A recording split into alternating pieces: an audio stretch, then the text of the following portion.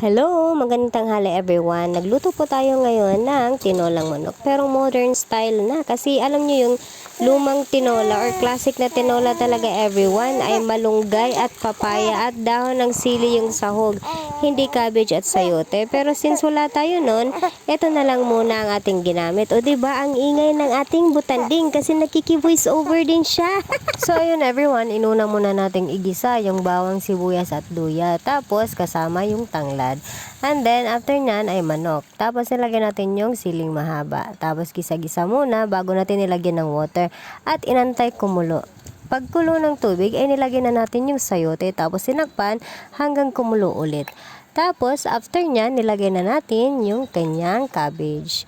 At hindi po natin yan i-overcook everyone dahil pangit na po ang ating gulay kapag overcook. So, ayun na ang finished product natin.